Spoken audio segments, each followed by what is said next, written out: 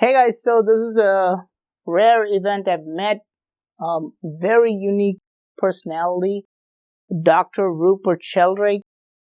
I don't think the universe makes humans like him anymore. He's a research scientist. He has done some groundbreaking work, and it's so unique that it has challenged science itself, in my opinion.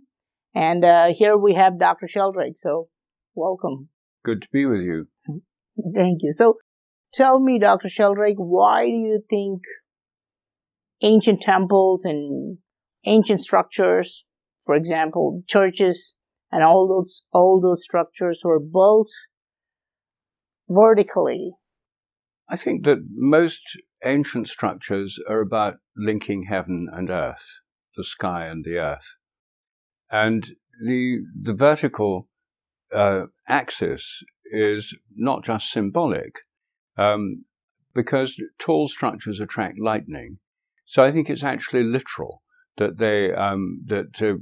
tall megaliths, standing stones, obelisks, minarets, spires, towers, all these buildings. And then in Hindu temples, I've forgotten the name of that kind of metal flagpole that you find in front Stamba?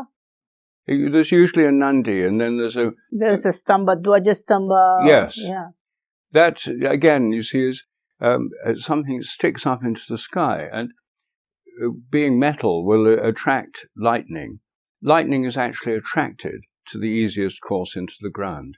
And now most towers and spires and holy buildings have lightning conductors on them that makes them even more attractive. So what they are places that funnel lightning in. They attract it from a whole area around the holy place. They funnel it into the ground. When the lightning strikes, it goes down into the ground there.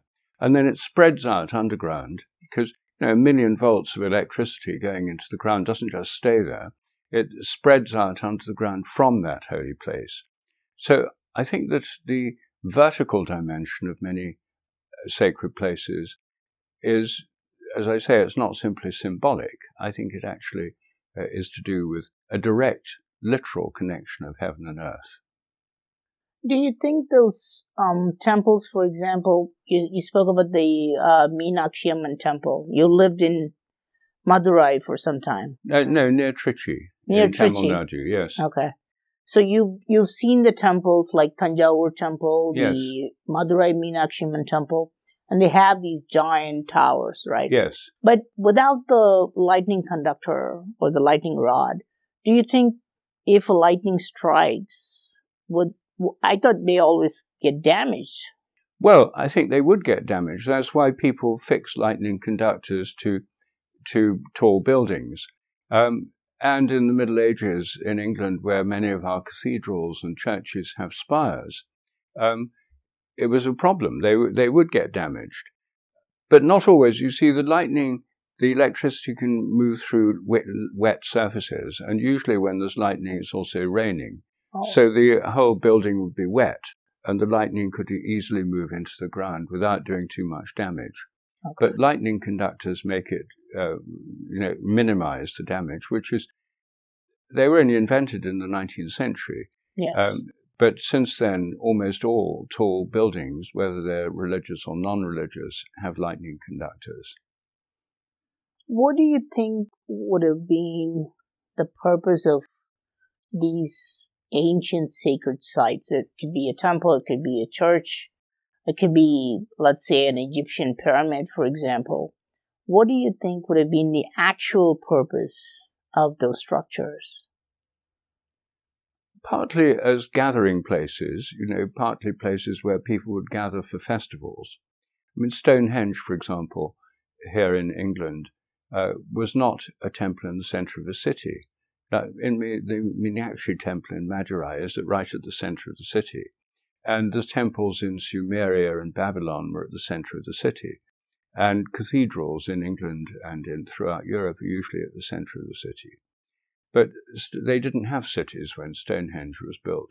And it was clearly oriented towards the solstices, and astronomically oriented, and the most likely explanation is people gathered there for festivals. So they went on a pilgrimage to Stonehenge for festivals at the solstice, for example, the summer solstice, probably the winter solstice, and at other significant times of year.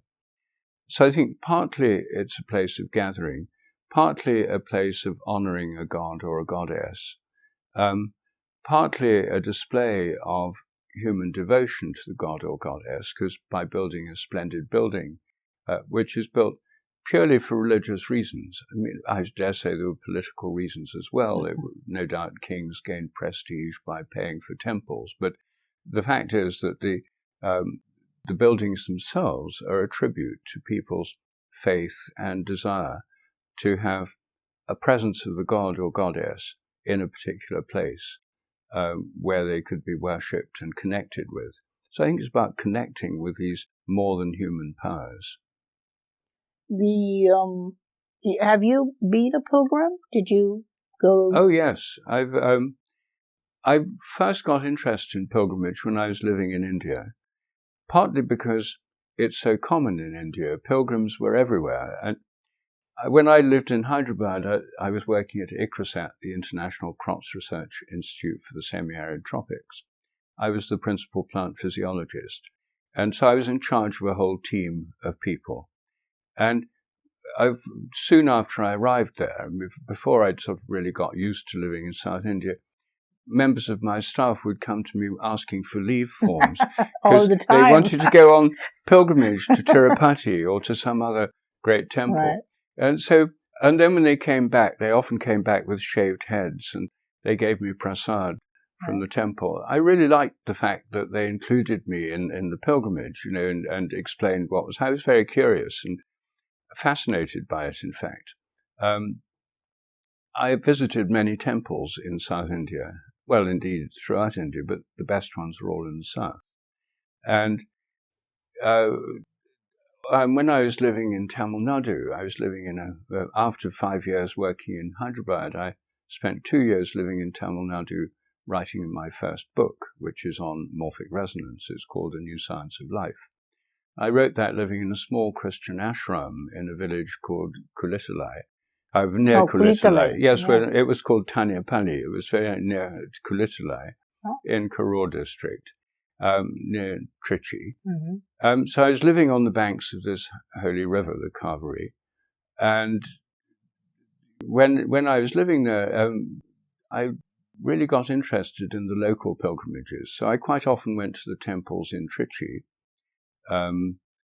And also, my favorite place to go on a pilgrimage was a temple on a hilltop, fairly near the ashram, a place called Ayamalai, where there's a Shiva temple on the top of a big steep hill, and there's over 1,000 steps going up to it. I found it such a powerful place, and it was really, I found a meaningful, very helpful experience to go on pilgrimage there. So when I came back to Britain, I got very interested in pilgrimage here. As you may know, there's been a tremendous revival of pilgrimage in Europe in the last 30 years. It almost died out even in Roman Catholic countries. In Protestant countries like Britain, pilgrimage was actively suppressed in the 16th century. At the Protestant Reformation, the Protestants didn't like pilgrimage, so they stopped it in Germany, North Germany, Scandinavia, and Britain, the Protestant parts of Europe. So pilgrimage was very popular in England in the Middle Ages. It was a bit like India today, where there were pilgrims everywhere going to sacred places. Yes. Then at the Reformation in 1538 here in England, it was suppressed by King Henry VIII when he nationalized the church, and it became the Church of England rather than part of the Roman Catholic Church. And the great monasteries were all dissolved and privatized, and the pilgrimage shrines were destroyed, and pilgrimage was made illegal. So when I got back to England from India, I thought, what a shame we don't have pilgrimage here. We always used to have it. We have all these holy places. And at the same time, from the 1980s onwards, there's been an enormous revival of pilgrimage in Spain to the shrine of Santiago de Compostela. And when the pilgrimage was first revived in the 1980s, about 1,000 people walked there. Oh. But last year, it was 350,000 people walking there. Wow. So you see, this is a huge growth. Right. And then here in Britain, I started going on pilgrimages here. And together with some young friends, we started something called the British Pilgrimage Trust. Oh. And we're reopening the ancient footpath pilgrimage routes in Britain. Wow. And we now have pilgrimage routes to all 42 of our cathedrals. We have 20-day routes to Canterbury and to other ancient holy places. Okay. These are all on foot. Oh, really? So, yes, it's all... The entire thing is on foot? Yes. So they're on footpaths, not on roads. They go through fields and woods and things. In Britain, we have a network of public footpaths over farmland and through forests and so on.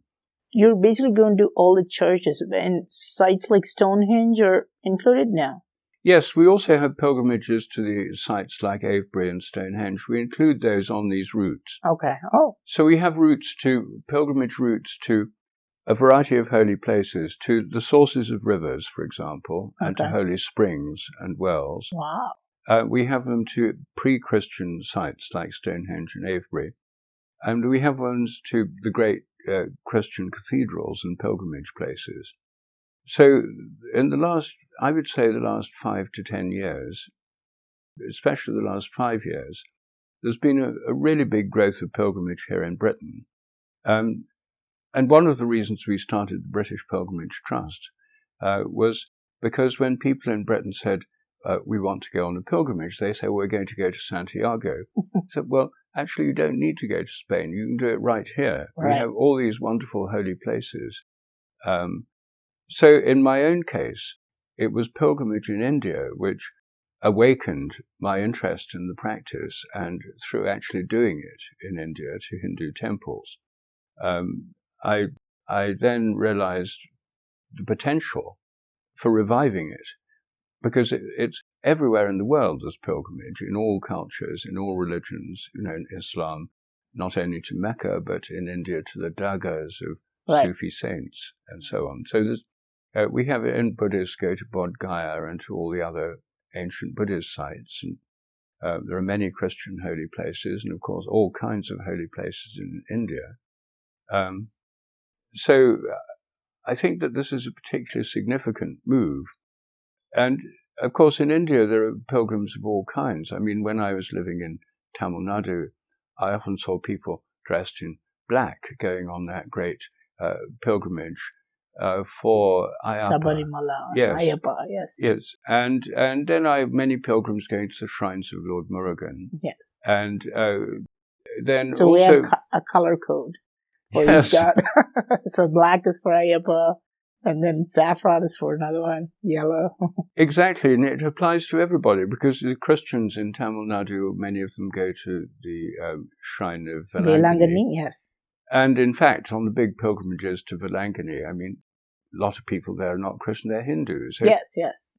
And one of the most fascinating things about pilgrimage shrines in Europe at the moment, for example, at Walsingham, here in eastern England, the shrine of Our Lady of Walsingham, the shrine of the Blessed Virgin Mary.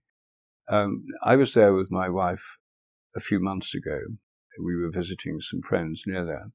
So we went to the shrine, and we were sitting in the Holy of Holies part of the shrine. And then a family of pilgrims came in, and they prostrated, and they lit candles and stuff. They were Tamils. They were speaking Tamil. And and when I went to in Switzerland 2 years ago, I was with a friend, and he knew I was interested in pilgrimage, so he took me to a famous pilgrimage place there called Mariastein, Mary Stone, a shrine again of the Blessed Virgin Mary. And underneath the church there's a tunnel along the side of a cliff goes down to a cave, and in this cave there is a statue of the Blessed Virgin Mary, a black Madonna. Oh, really? Some of the most ancient images of the Blessed Virgin Mary in Europe are black. Wow. And so there's this black Madonna. And again, at least 50% of the pilgrims there were Tamil. Oh, really? I didn't know that. And on the walls, people write that'll have stone plaques put up if they've been healed there or to give thanks for something. And down this long tunnel, there are hundreds of these plaques. They're mostly in German. But the most recent ones, about 50% of the recent ones, are actually in Tamil script. Wow. And so, I asked some of these pilgrims, and they said, well, this is the mother. This is the shrine of the mother. And of course it is the mother, the Blessed Virgin Mary. Her title in the Christian prayer, the Hail Mary, is Mother of God. So it's fascinating the way that I learned about pilgrimage personally in Tamil Nadu, and here in Europe, at our great pilgrimage places, Tamils are very much integrating with these holy places of Europe. Yeah. Why do you think we have this need, like humans have this need to pray to a god, right? I mean, the thing is, you know this very well. You've challenged many of the theories of other scientists. Why do you think humans have a need to kind of worship a god? Or it could be, if they're an atheist, they'll just probably go to an atheist leader, right? If they're Chinese and they're like atheists, they just go and stand in front of Mao Zedong, right? Chairman Mao, and just close their eyes. It's the same thing, isn't it? Why do we have it inside us? Yes, I mean, it is interesting, isn't it? Even in the Soviet Union, the tomb of Lenin, even though they were all atheists and they tried to suppress religion and they tore down most of the churches and monasteries and things, they then create the tomb of Lenin in Red Square, where millions of communist pilgrims went. They still do go there to visit the tomb of Lenin. Right. I mean, it's just like visiting the tomb of a saint in a Christian cathedral. Yeah. Well, I think that there's a deep-seated human belief that there are realms of consciousness beyond the human realm. And I think it's probably wrong to say it's a belief, because it's actually an experience. And all religions, if you think about it, come from a direct mystical experience of the connection of our limited mind with a mind greater than ourselves. And this obviously is the case in the Upanishads. The rishis in India clearly had this experience. They weren't writing about this from books, they were writing about it from experience. And the Buddha's experience of enlightenment was clearly an experience. He spent years meditating under peepal trees and no doubt other species, but in India, years of meditation, and he achieves this state of enlightenment. So it's not a theory, it's a direct experience, and that's what he tried to communicate through monks and through practices and so on, through spiritual practices. And then Jesus, in his awareness of his affinity with God, was not through doing a PhD in Old Testament studies or something. It was through a direct experience, which in the Bible happened at the moment of his baptism. He was immersed in the River Jordan by St. John the Baptist. Right. And he emerged and had this sense of complete connection with God, being the Son of God. And that was the beginning of his, he then went for a 40-day retreat, a vision quest in the wilderness, fasting. Right. And that's when he, after that, started his teaching. But according to the biblical account, it starts with this experience of baptism. And I myself think that the original rite of baptism was actually an induced near-death experience. Oh. Because you see, if you put somebody, hold them under, then you can, in a minute or two, in 2 or 3 minutes, you can induce a state of near death by drowning. Right. And people who've had near-death experiences, which are increasingly common because of modern resuscitation technologies and modern medicine, right. Many people who've had near-death experiences have a kind of mystical experience. They find themselves going out of their body, going into the light.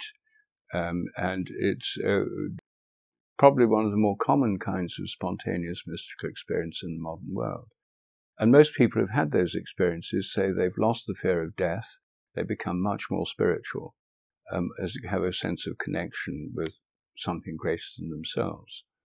I suspect that John the Baptist was inducing these experiences by holding people under just long enough as a rite of passage. Very effective. I mean, low technology, takes only a few minutes. I mean, he may have lost a few, but that was before litigation and health and safety regulations. But,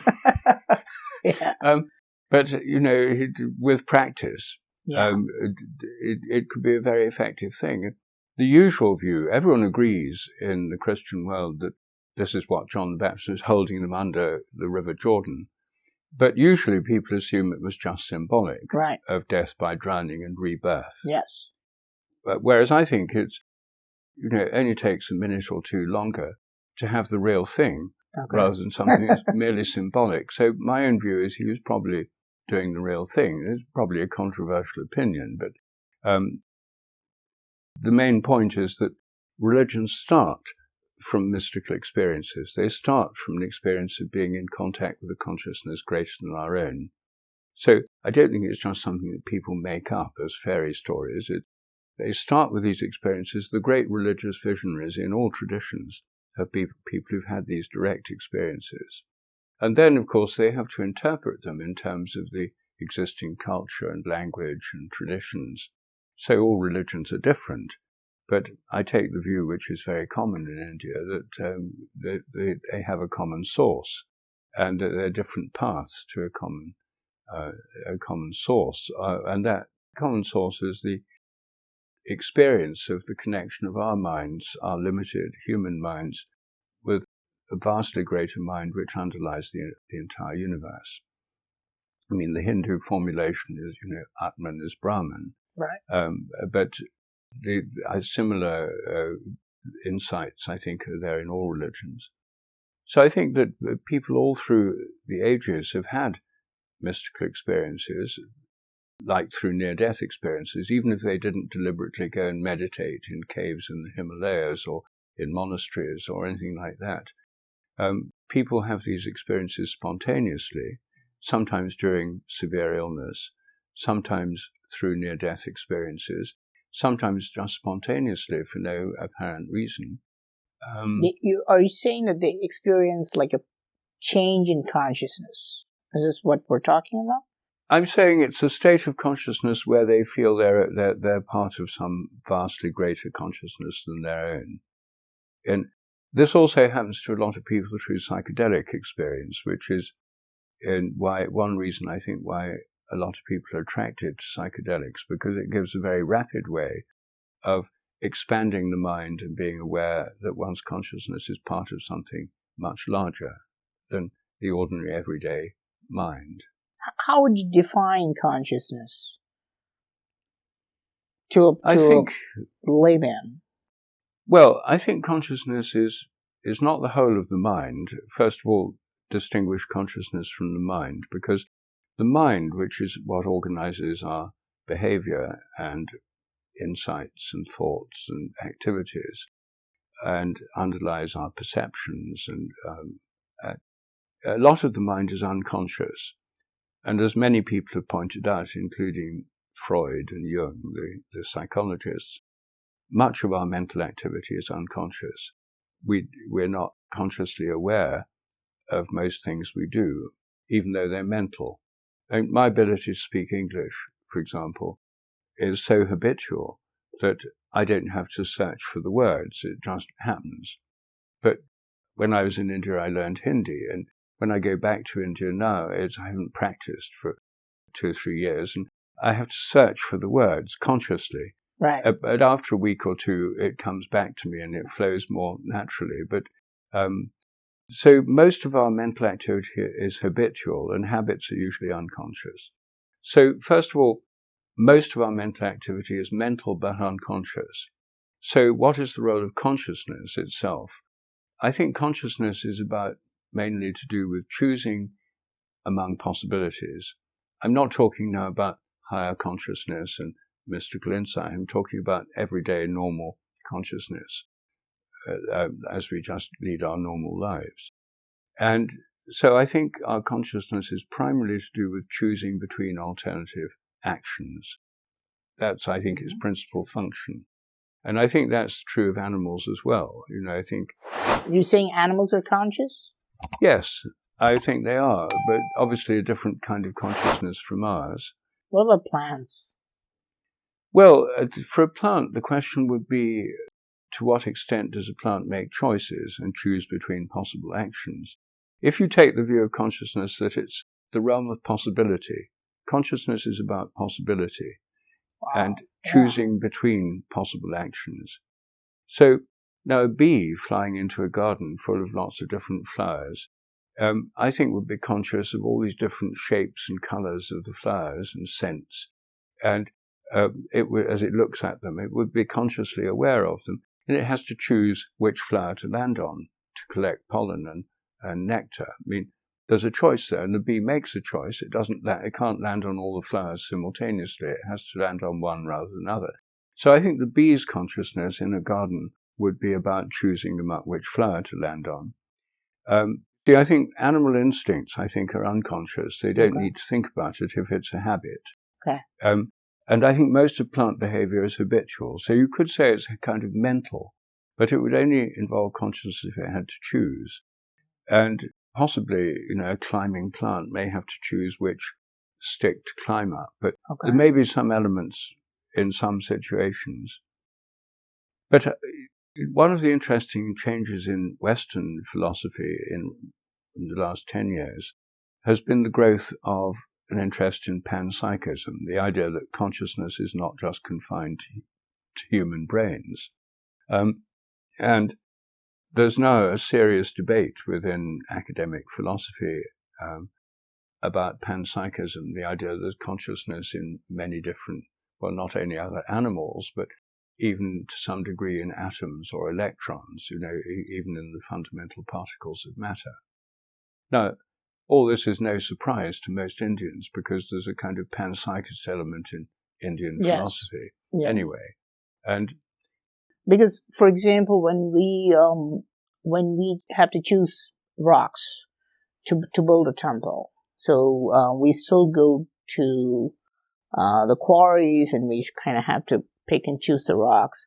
Though, these people are called Telepathies. They come, they're just descendants of the old sculptors. They've been they just keep the tradition for thousands of years now. So they literally go out searching for like a male rock or a female rock. So, which could be like complete pseudoscience today, right? Today, if somebody says, okay, this is a male rock or this is a female rock, this is it doesn't make much sense. But they have certain qualities, so to speak, and they believe that the rocks are conscious. But today, modern science, does it even accept that humans are conscious, or do they think it's just a delusion? Well, you see, that's where there's a very big debate within Western science. I mean, again, for many people in India, this will all seem rather, provincial, because, the general assumptions about consciousness in India, having lived there, I found that, most people take for granted these things. Yes. Once I was asked to give a talk to a group of fairly unsophisticated Indian people about modern Western science about the Earth. So I said, in modern Western science, there's the Gaia hypothesis, the hypothesis that the Earth is a living organism and the word Gaia means Mother Earth, and this is the latest finding of modern science. They were very unimpressed because basically that's what we believed all along. Yeah, we believe that the Earth is Bhuma Devi. It's a living God. A living thing. Yes. So you see, also, of course, in India, it's generally taken for granted the sun and the planetary and the heavenly bodies are conscious. Yes. In fact, I wrote a paper in the Journal of Consciousness Studies 2 years ago called "Is the Sun Conscious?"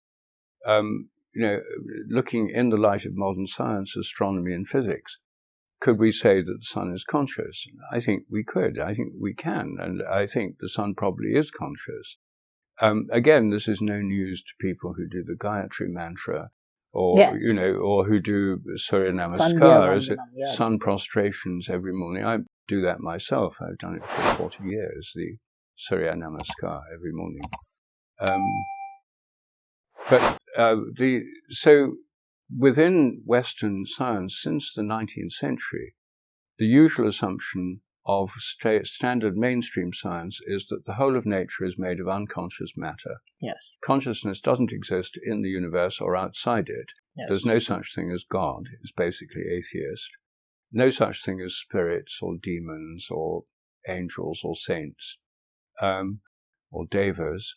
All of that's just figments of the human imagination, and they're just only in our minds and therefore in our brains. That our minds are nothing but the activity of the brain, and it's all inside the head. Mm-hmm. Now, that's the official view within Western science still. And most neuroscience, most psychology in universities is all based on this assumption. The brain's a computer. Consciousness is generated by processing activity, algorithms inside the brain. So that... But you don't agree with that? No, I don't agree with that. And the point is that increasing numbers of people don't agree with it, okay. Which is why within the philosophy of mind, there's been a long debate, you see, that some materialist philosophers, including the late Daniel Dennett, who was a very famous philosopher of mind in the United States, argue that consciousness cannot exist because if the whole of matter is unconscious in the whole universe, how come we're conscious? Well, we ought not to be. So therefore we're not. We're not. And so they spent a lot of time trying to prove that consciousness is an illusion produced by the brain. But then you see their critics point out that this doesn't explain it because illusion is itself a mode of consciousness. Yes. You can't have an unconscious illusion. Yes. So how do you think it's created?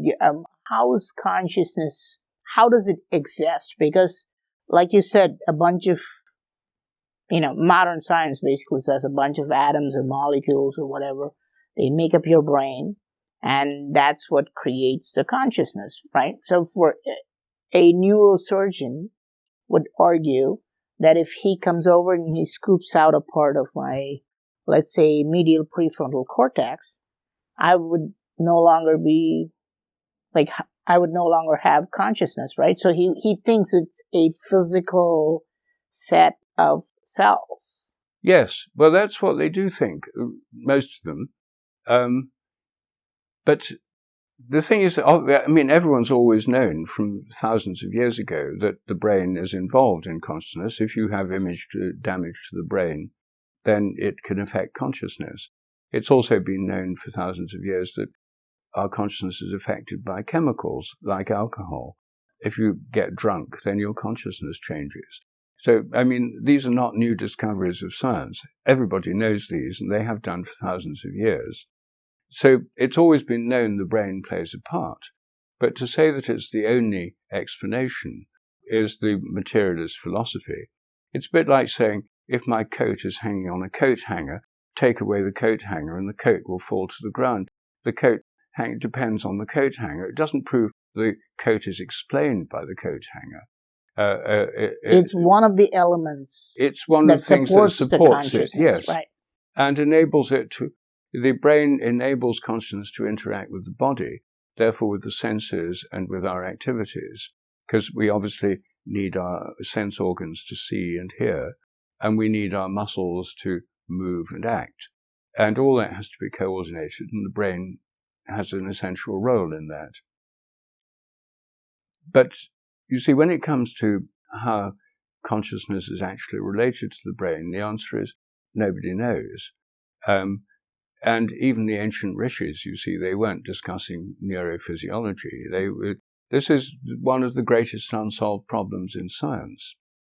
And so I think that the idea that it's nothing but the brain I think it's simply untenable. And because of that, the existence of consciousness in philosophy of mind in the West is now called the hard problem. Okay. And it's a hard problem because attempts to solve it materialistically fail.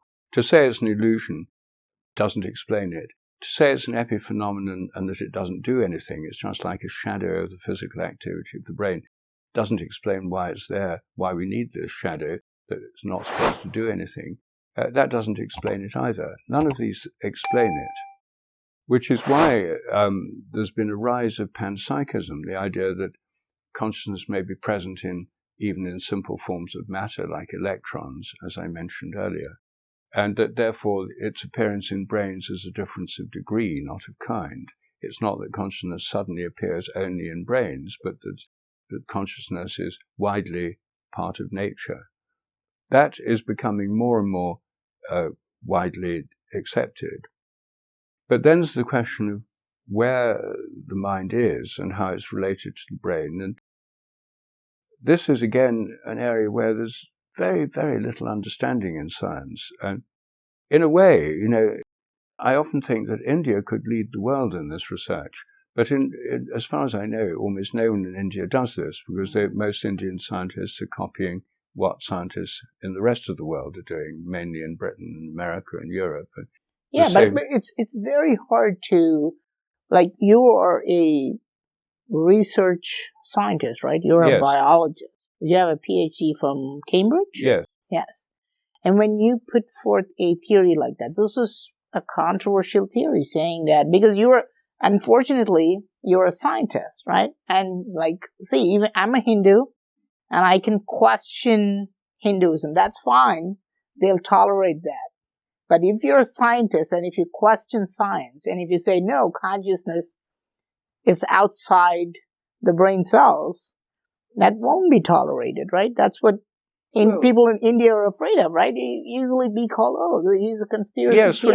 People are afraid, yes. It's mainly fear. People are afraid they'll lose their job or they'll lose their grant or whatever. Yes. It's fear. Yes. It's not conviction. I mean, when I was working in India with Indian scientists, I was working in the Scientific Institute in India. I met many Indian scientists. They were my colleagues.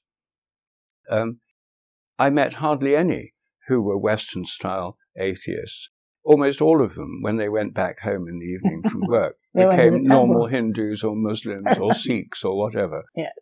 But when they went to work, they just sort of put on this kind of belief system that you need for science, not because they deeply believed it, but just because that's part of the culture. Yes.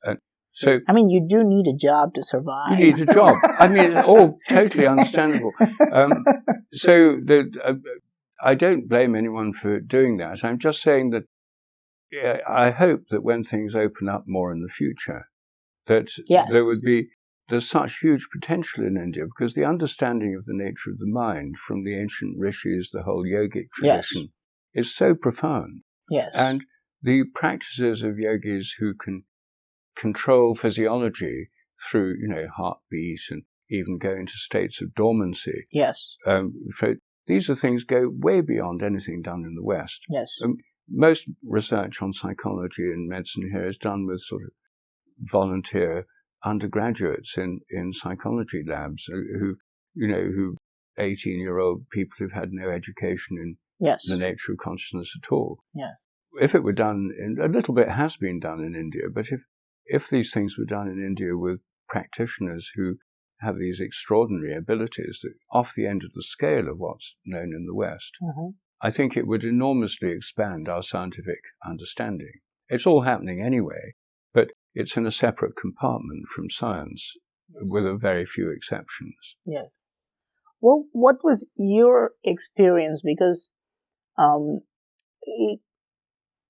it's very hard to come up with anything new as a scientist. This must have been your personal experience.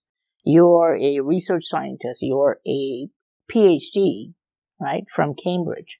And when you come up with a new theory, I think you wrote the book, the Science Delusion. Yes. Right? And it was a very controversial book. And you questioned the dogmas of science. Yes.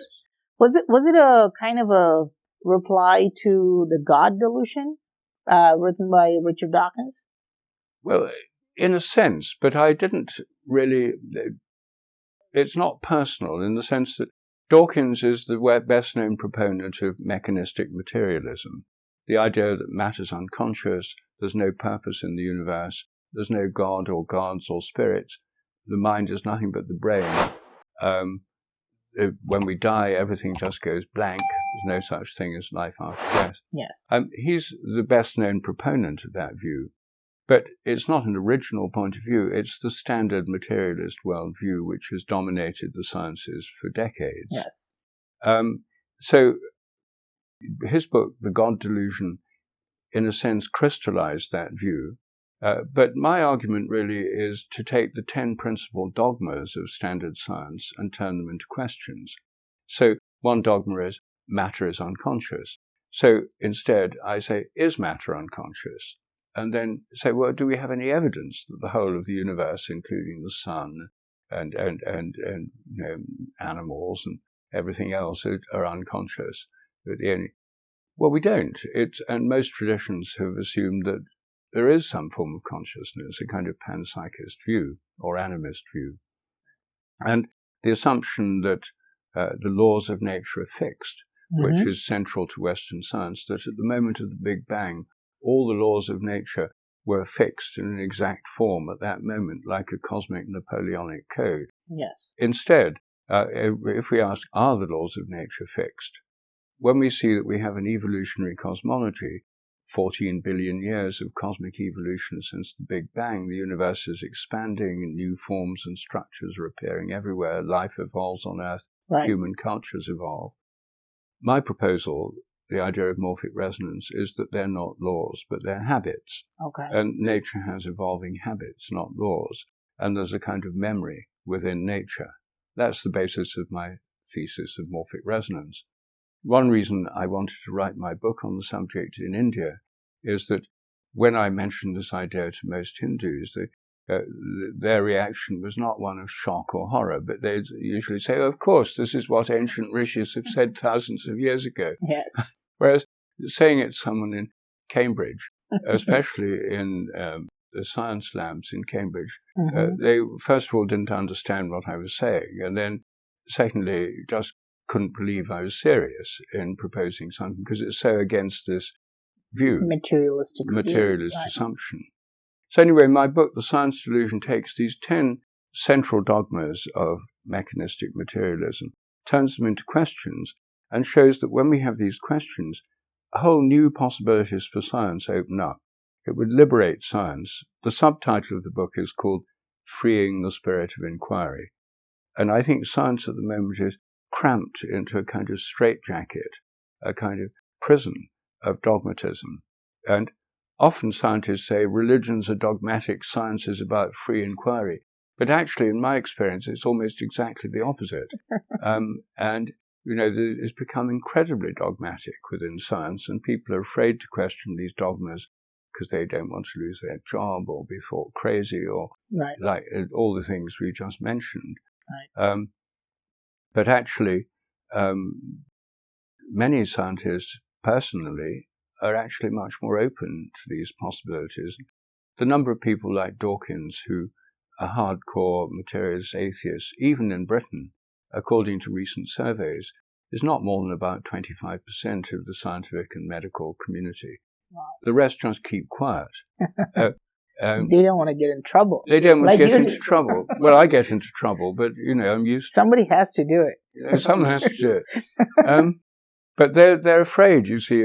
But the thing is that the Dawkins and his friends don't actually represent the majority view. Yes. They pretend they do, and most people assume they do, but actually they don't. Yes. And the whole point of my book, The Science Delusion, which in America is called Science Set Free, which is a better title, really, is that if we go beyond these dogmas, all sorts of scientific possibilities open up. Exactly, which we can then investigate scientifically. Yes. With real science, real scientific methods, publish papers in peer-reviewed journals. I do that myself all the time. Yes. But it's still science. It's a broader science, a bigger form of science, rather than a narrow dogmatic science, which is what we have now. Yes. Wouldn't that, that makes more sense, that the way to become more scientific is to question science, right? Today, it's become another religion. Be like, trust the science, follow the science, don't question. It's kind of, Yes. It's almost like another religion. I mean, when you're supposed to question the science. Yes. And one particular dogma I think you pointed out is that the physical constants, like the speed of light. I think there was like when you delivered that TED talk, people were openly laughing about that weird. Most people don't understand the assumptions inside, the world of science, where where you define the speed of light using the meter as a unit. Yeah. And then you define meter using the speed of light. Yes. Isn't that what they do? And when you mentioned it, people were laughing about that. And I think do you think you kind of like struck a nerve? Like you kind of course, you were absolutely right. I mean, don't get me wrong. You were absolutely right in pointing that out. Yeah. Right? It was fantastic to hear it from you. But do you think scientists are also pretty much like people who belong to a religion? And they're like, oh, he talked bad about us. Now let's get the stock banned. Let's call him a pseudoscientist. Let's go to Wikipedia, call him a pseudoscientist, yes. Call him a conspiracy theorist. Well, that's what I think militant atheists are like that. It is a kind of religion for them, scientism, making science into religion. For militant atheists who've rejected all ideas of God or the spiritual realm, they've pinned their entire personal faith in science, and any challenge to it, they resist. Yes. But as I was saying, most scientists are not committed atheists, even in Britain, only about 25%. In India, I think it's probably only about 1%, if that. Yes. But most scientists here are like most scientists in India. Right. They don't agree with it. They don't really believe that. Yes. But while they're at work, they keep their mouths closed about these bigger questions. They just get on with particular jobs they're doing or the particular research project. And there's plenty of things to find out in science without getting involved in these controversies. So there's plenty of jobs for people, and as long as you keep quiet. Yes. It's like that. So I wouldn't say that the majority of scientists really believe that. Yes. And in India and probably in China, the majority don't believe it either. And probably not in Africa or South America. Yes. Most scientists in the world are now in India and China. They're not in Europe and America. Yes. So if you took a survey of the entire scientific population of the world, I think atheists and materialists would probably be less than 10%. Very less, yes. Or maybe 5%. Yes. Well, how did you come up with those? The ideas were brilliant. You pointed out the dogmas in science, which are dogmas, basically a strong belief. Yes. A dogmatic person doesn't understand that it's a belief. He thinks it's a fact. Yes. Right? No, for most scientists, they think they're facts. It's a fact, right? Yes. So how did you? Is the speed of light a constant in your opinion, or do you think it changes? Like pretty much like me, when I'm tired, I walk slower. When I'm feeling really like enthusiastic, I walk faster. Do you think the speed of light varies? Well, the thing is that what I do in that book is, when they say the laws and constants of nature are fixed, I turn it into a question, are the laws and constants of nature fixed? And then I exactly look at it scientifically. It's not a belief system one way or the other. For me, and I'm a biologist, not a physicist, so I don't have any particular personal investment in whether the speed of light is constant or not. Yes. What I did was looked at the evidence. Yes. And I looked at published speed of light over the last 100 years in scientific journals. And what I found was that between 1928 and 1945, all over the world, the speed of light dropped by about 20 kilometers per second. And then it went up again. And when you look at the graph, the values are like this, and there's small error bars like this. It's supposed to be very accurate with a tiny error. And then it suddenly goes up to here. And again, they've got these tiny error bars. Yes. What's going on? Yes. So I went and talked to the top metrologists, who are the scientists who measure physical constants. I talked to the top one in England, and I said, well, what's going on? Here's this drop, and now it goes up again. I said, could the speed of light have actually changed during that period? He said, no, of course not. And I said, well, why not? He said, because it's a constant. Well, that's the assumption, you see. So I said, well, the facts point to something different. And so I said, are all these facts errors? Or did people fudge their results to get the same as everyone else? And that's when he said, well, we don't like to call them fudging or errors. And I said, well, what do you like to call them? He said, we call it intellectual phase locking. And so, which is a polite way of saying the same thing. So then I said to him, well, how do you know it's still not changing Yes. now? And that's when he said, well, we've now solved the problem because we defined the meter and the second in terms of light itself. Right. So if like the speed of light does change, the units would change Would with also it. So change, we'd never know. right? So he's very pleased with himself that they'd solved that problem. Yes. But they haven't solved the problem with variation of the gravitational constant, which is still fluctuating. Yeah. So there, you see, I don't have any particular theoretical point of view. I was just looking at the facts. The facts show that they vary. Right. The Yes. dogma says they don't vary. Yes. And so what is it? Is it more scientific to look at the facts or look at the dogma? Yes. And my view is more scientific to look at the facts. Yes. And if they vary, and if we study why they vary, we might learn something. Yes. But if we pretend they don't vary, Yes. that they're never changing, we won't learn anything. Yes. That was a very interesting point that you made. It's like if we define the meter with using the speed of light, and if we define the speed of light using meters, I mean, it's like me setting my watch according to your watch. Yes. And you come back later and then set your watch according to my watch. Yes. Yes. That means we could be off by 10 hours. Yes, it's a and circular we'd never know. system. Yes, it's a circular system. Yeah, so this is I understand this perfectly because I think your books deviate radically from the mainstream science, and would have been a terrible experience, or I don't know how you felt at that time when you got your TED Talk banned. And I think they made documentaries and people were saying we have to burn his books, right? The science delusion, were they talking about? They wanted to burn your books because No, the editor of Nature in an editorial proposed that my first book, A New Science of Life, the one I wrote in India, should be burned. Oh, about morphic resonance. Yes. Oh, really? Yes. Wow. Because he said it was heresy. Yes. What an honor, right? As regards the TED Talk, I didn't actually know what was happening. I was traveling in India at the time it was banned, and we were traveling in Madhya Pradesh. Oh. And in fairly remote places, because my wife and I both like being in India. Mm-hmm. We met in India, in fact. Oh. And we met in Mumbai. That's where we first met each other. Wow. But we were traveling in Madhya Pradesh, and finally we were staying somewhere in Maheshwar, which is a pilgrimage town on the Narmada River.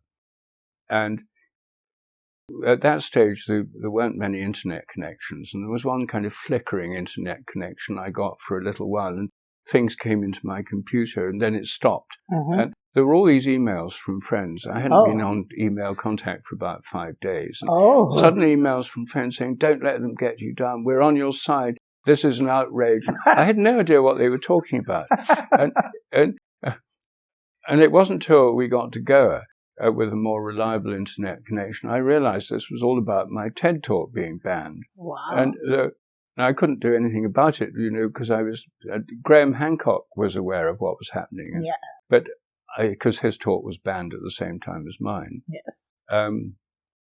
So the whole of this happened while I was it didn't upset me. I didn't know it was happening. I was just traveling on this wonderful journey through Madhya Pradesh. And so it really wasn't until I got back to England that I realized exactly what had been happening. I then had a phone call from the head of the entire TED organization, Chris Anderson, saying, we're having a real problem about your TED talk. I said, well, you censored it. And I said, you've created the problem.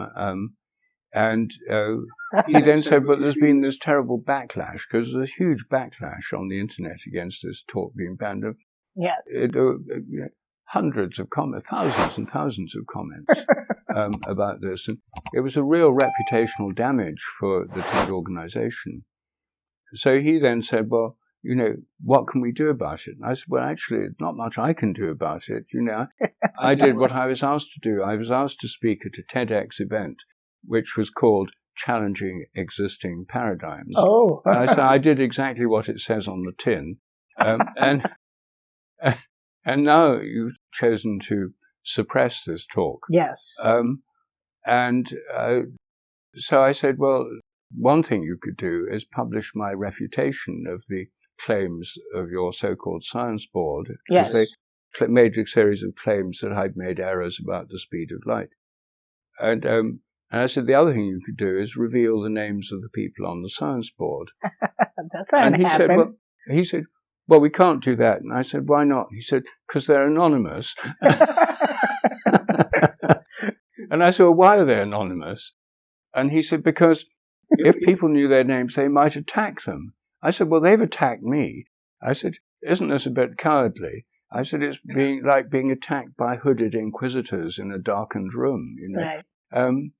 So he said, well, anyway, we can't do that. I said, well, then at least you could publish my refutation of their claims about the speed of light, because I said they claimed there's no variation, and they cited the profound depths of research, took them to Wikipedia, where they cited a Wikipedia article. And I said, if you actually look at the data in that actual Wikipedia article and plot them on a graph, they show exactly what I said. Yes. A drop between 1928 and 1945. Yes. So he then agreed to publish my refutation. Yes, on their website. Okay. But they only put it in a fairly obscure part of their website. They make sure nobody can see it. Yes. But the controversy continued. So it's, the fact is, some people are outraged at what I do, particularly militant materialists and atheists. Yes. Those are the ones who are most opposed to it. Yes. A lot of other people are very interested in it. Yes. And so the banned TED Talk has now had about 7 million views. Yes. And an animated version of it was published last year, a new version of it, which has had about 1.8 million views, or maybe 2 million views. So it's actually, they're banning it or censoring it has actually led to it being seen by far more people. Yes. So, I think they're just part of the process. I don't feel angry about it. I just feel that, if you're going to have a change in worldview, it's going to be controversial in any culture. And unless you have a controversy, people don't get to hear the arguments. And so it's all part of the process. But why does it turn into a personal attack? I think this is where it gets really ugly. Because, we're having a good conversation about what happened with the TED Talk and all of that stuff. We're laughing. But it's not that we're insulting science. We're actually trying to make it better, right? Because what you're doing is you're questioning it and trying to make it better. This is your real intention. Yes. Right? But they feel that, Dr. Sheldrake is basically insulting all of us, right? So it's us versus them mentality. And then they go to Wikipedia and they go to, all the websites, and they'd be like, Dr. Sheldrake is like a pseudoscientist. He's a conspiracy theorist. I think you're maybe somewhere at that level. And this also is a personal attack, right? They kind of besmirch your reputation. I know this very well. Don't get me wrong. I think you're an absolutely brilliant scientist. And I think a real scientist should question existing science. I understand this perfectly, because when I put my finding, they'd be like, Praveen Mohan is like a pseudoscientist. He's a conspiracy theorist. There are other levels. The other level is like, he's an outright fraud. And then the last level is like, he's completely crazy. Like, don't talk to him, kind of stuff. Why do you think, not just for you, for example, for Graham Hancock, if you go to his Wikipedia page, you'd be like, oh, he is not a real researcher, he's a pseudoscientist, he's not peer-reviewed, so on and so forth. Why do you think they destroy your reputation? That's not real, that's not science. That's personal. No, it's personal. Well, the point is, I totally believe in science. I'm a research scientist. I've published 6 or 7 papers in peer-reviewed journals in the last year. I'm still very active in research, and it's what I do. So I'm certainly not anti-science, but I'm anti-scientific dogmatism. And most scientists are not upset by what I do, because, well, most of them probably aren't aware of what I do or aren't interested anyway. But for those who do know what I'm doing, there are a lot who actually like it. They think this is being scientific and science is too dogmatic. But the people who launch these personal attacks, again, they're the militant atheists who've made science into a religion. And the reason they make personal attacks is they think it's the most effective way of shutting me up. It also means they don't need to look at the scientific facts themselves. If they can ignore what I say and just attack me, then it saves them a lot of trouble. I mean, they don't actually have to read the evidence or the data, or it's easier and it's more effective in terms of political terms. But it's not playing science by the rules. Yes, I think of science, a bit like cricket. You play the game by the rules. Yes. I try to play science by the rules. Yes. But they don't play it by the rules. Yes. They're preferred to they use these personal techniques and and basically cheat by not obeying the rules of rational discourse and evidence. Yes. So it's a polemical attack based on, in their case, emotions and feeling deeply offended that their quasi-religious belief in science is being attacked. They're basically scientific fundamentalists. Yes. But as I say, not all scientists are like that, and the ones who attack me are actually a minority. Yeah, real scientists can be that emotional. A vociferous minority. Yes, real scientists shouldn't be that emotional, right? They're supposed to look at the facts. Yes. But your concepts are so radical. I think every time when somebody makes a radical change because they want to go in a certain path, and which is basically atheistic, materialistic, reductionist path, and when you made a radical change, I think they were really upset with that because you're changing the world view of the people, right? The people who are going to read your book, they're basically going to change the view, right? Yeah, well, that's my aim because together with, it's not just me, there's a lot of people now within the scientific world who are trying, and medical world, are trying to open things up because go beyond this narrow dogmatism. So it is a kind of a struggle of ideas. Yes. And it's mainly going on in Europe and North America. Yes. And which is, I'm hoping that it will spread to other countries like India. Yes. Because the point is, most Indians are not committed to scientific mechanistic materialism. I think in the whole population there'd be very, very few. I mean, there are a few of these secular activists, but they're very small minority. Yes. And most people here don't really believe in mechanistic materialism. I mean, it's not deeply embedded in most people's worldview. I do research on psychic phenomena like telepathy, for example, and that's a taboo subject for mechanistic materialists. Yes. But 85% of the population here in Britain say they've experienced it themselves, and they're perfectly open to the idea, and they've nothing against it. Telepathy and ESP? Yes. Okay. If somebody comes out to you and says telepathy and ESP, they don't exist, would that be a dogma? Or are you talking about a scientific fact? No, it's a pure dogma saying they don't exist. But do you think they would know it, an average scientist? But this is even in India, there are so many people coming out now who think they're they're real scientists, or they're just followers of science, and they'd be like, "There's no such thing." Well, that's right. They're followers of science, but when they say there's no such thing, they're just repeating a scientific dogma. Yes. They've been brainwashed into believing a scientific dogma without studying the facts. And you see, the people who say that, ironically, are the people who are often against religion, because they say religion's all about blind faith and following dogmas. Yes. And actually, it's exactly what this kind of scientism is. It's blind faith and following dogmas. Yes.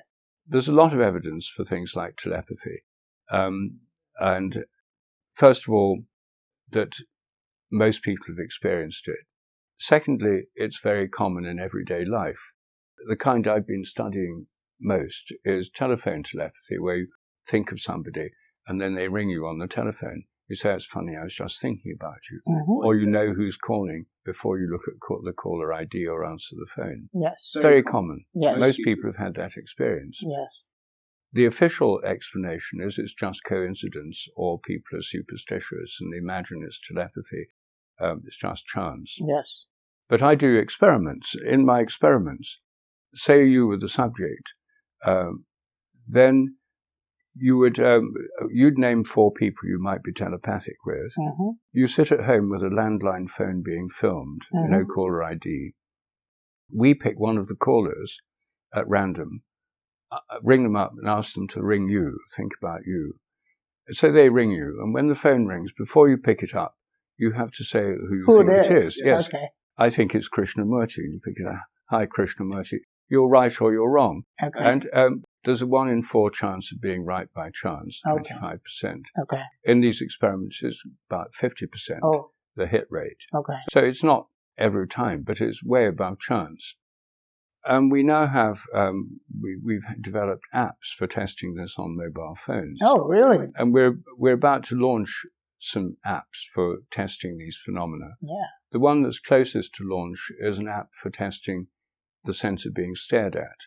You know, feeling someone's staring at you, turn around, there's someone looking at you. Yes. That, again, 95% of people have experienced that. Yes. According to the materialists, it's impossible, therefore it doesn't happen. Yes. Despite the evidence that all these people have experienced it, there's a huge amount of evidence. You can do simple experiments that show it's real. Yes. And we're about to launch an app so people can train themselves to get better at doing this. So, in fact, we're trying to democratize this research so anyone can do it with their friends or family using mobile phones. And so we're dealing here with phenomena that are, for most people, an everyday reality. Within the scientific world, there's a culture of denial. It's impossible, it's pseudo-scientific, it's superstitious. But the people who say that, and I know this from personal experience, if I say to them, "Well, have you looked at the evidence?" they almost always say no.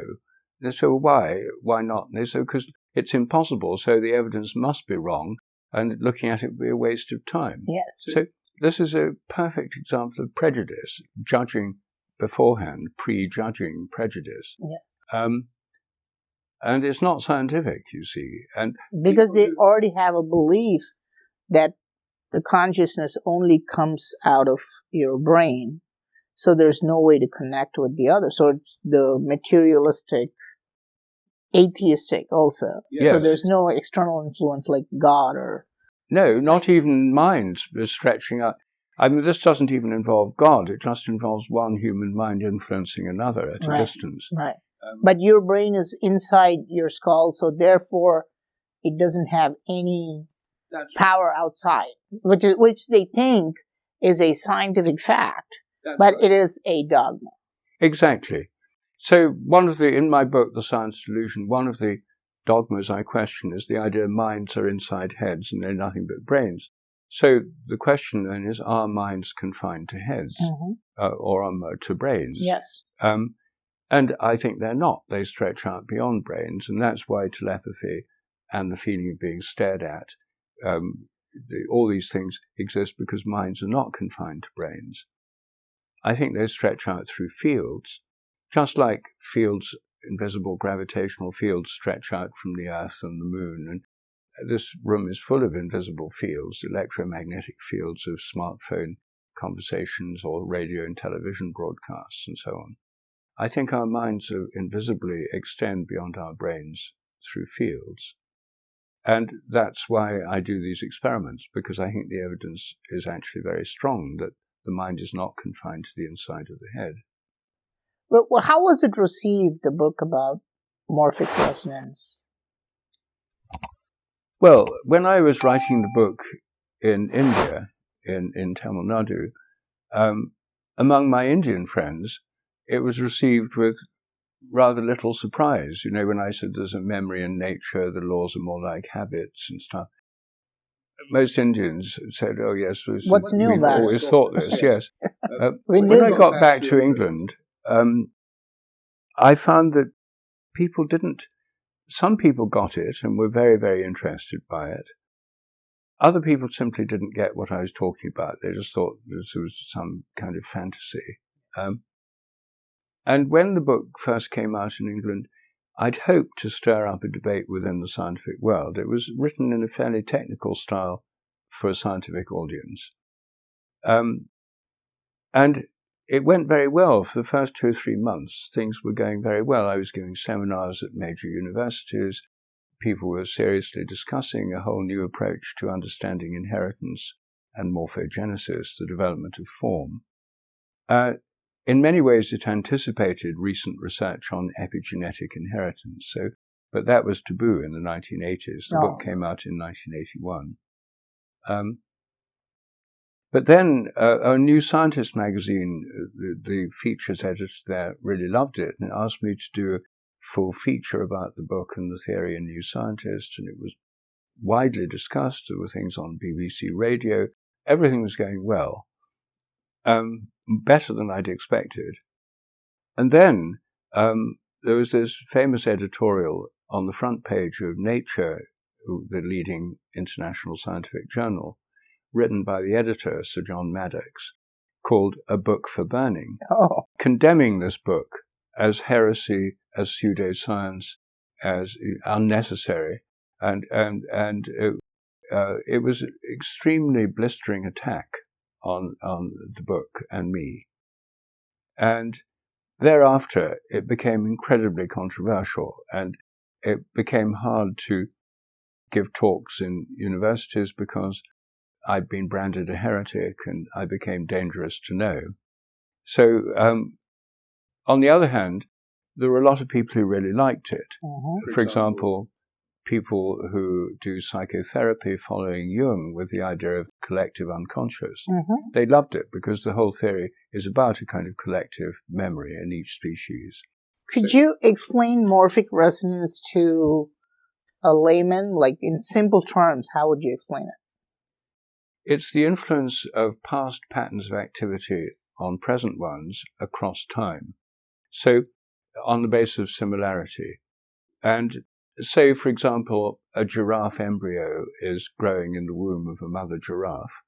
Then that giraffe embryo has giraffe DNA, it has giraffe cells, and it resonates with previous giraffe embryos because it's similar, a similar vibratory pattern of activity. And so it tunes into a kind of collective memory of form, which shapes the embryology as it develops. And then when it's born, it's similar to all other baby giraffes, and it tunes in by morphic resonance to a collective memory of behavior, and that's giraffe instincts. So it's based on similarity. Every member of a species is similar to other members in the past, so there's a collective memory in each species. Every kind of crystal is similar to similar crystals of the same kind in the past, insulin crystals or copper sulfate crystals. They're similar to previous crystals, and there's a kind of collective memory of crystals that shapes their form. And the most radical implication of the theory is that because it depends on similarity, it gives a new theory of memory. So you see, the person who's most similar to you in the past is you. The person who's most similar to me in the past is me. Therefore, the most specific resonance acting on us is from our own past. And so I think morphic resonance is actually what carries our memory. The official scientific theory is that memory is stored in the brain, right? In nerve endings or in molecules or something. They've spent 100 years trying to explain it without success, but it hasn't dented this belief that it's all in the brain, even though people have never been able to find it, and the evidence, it always slips away when they try and locate the memory traces in the brain. What's simply not discussed within science is the possibility it may not be in the brain at all. The brain may tune into it. And so I think it's a bit like a TV set. When you see a film on the TV set, all those characters and stuff are not actually inside the TV set. Right. It depends on invisible resonance, in fact, through radio waves, invisibly entering the TV set. So I think morphic resonance is like a transmission across time rather than across space in the case of the TV. And that the memory is carried across time by morphic resonance, and our memories aren't in our brains. Now, that's one of the 10 dogmas of science I discuss in my book, The Science Delusion. Memories are stored in brains. So the question is, are memories stored in brains? And when you ask that as a question, the evidence is very poor. People haven't really been able to find them. Yes, it is. You don't think memories are stored in the brain? No. You don't? No, I think we tune into them. Okay. Now, and this has very big implications, yes. You see. The reason atheists like the idea of memories stored in brains is that if all your memories are in your brain, when you die and the brain decays, all your memories will be wiped out. Gone. Right. Nothing left. No reincarnation. Yes. No survival in heaven or hell or purgatory. Yes. No any form of survival of bodily death. Yes. The materialists believe the mind is the brain. Yes. When you die, it goes blank.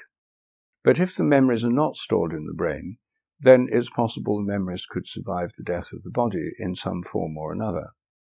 And the reason why in Hindu philosophy the idea of memory not being material, memory being transferred across time, similar to what I'm saying by morphic resonance, is because many Hindus believe in reincarnation. Now, reincarnation can't possibly happen in a materialist world. Yes. Any Hindu who believes in reincarnation ought to realize that materialist science is too limited. Yes. Because if you agree it's all in the brain and it's all wiped out at death, then forget about reincarnation. That's why militant atheists say it's rubbish. Reincarnation can't possibly happen. It's just a fantasy. Yes. Because if all the memories are in the brain, then they're all wiped out at death. But if they're not in the brain, it leaves these questions open. Well, is this a reason why, Rupert Sheldrake could be sitting in England, which is where we are, despite all the Tibetan motifs and stuff, right? We're sitting here in London and talking about this. Is this why you're thinking about something? You let's say you're solving a problem. Let's say it's a complex, some kind of a differential equation. You are solving a problem, and simultaneously, somebody in the US is also solving the same problem, and somebody in India is also solving the problem, which has been unsolved for many centuries. Is this because of morphic resonance? Well, it could be.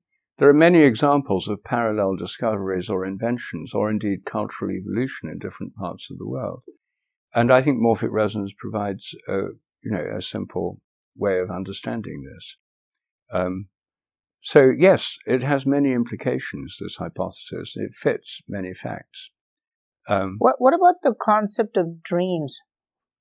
Well, I hope that if anyone's interested in this scientific approach that I'm putting forward, that they take a look at my YouTube channel, which is Sheldrake, based on my website, www.sheldrake.org.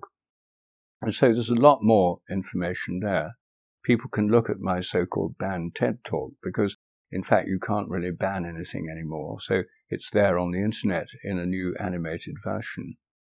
And if anyone's interested in reading up the details, then my book, The Science Delusion, is the best summary of my ideas and why I think science needs to change. And it's available as a printed book, also as an audio book and as an e-book. So I hope that anyone who's interested will follow up. And also, by looking at my website, I'll put an update about the new app I'm shortly going to release for training to become better at detecting when you're being stared at. Does it have a name yet? Looking app. Wow, Looking app. Okay. And again, this is something that works on mobile phones. Anyone can do this anywhere in the world. And I'm hoping that people will practice and get in touch with me if they find they can improve their score.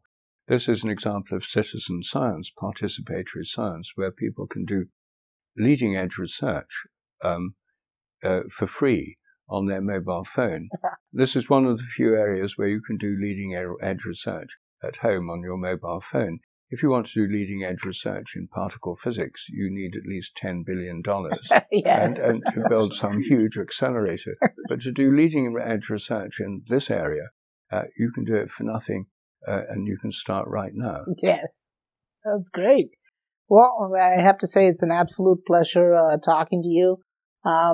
For those of you who don't know, I've been wanting to talk to him for more than 10 years. He's done some absolutely amazing, radical thinking, which is very rare. I've been a fan of people like Dr. Rupert Sheldrake, Terence McKenna. So it's been an absolute pleasure to talk to a great mind like Dr. Rupert Sheldrake, one of the best scientists of all time, in my opinion. Thank you very much. Well, thank you. Very good to talk to you. Thank you.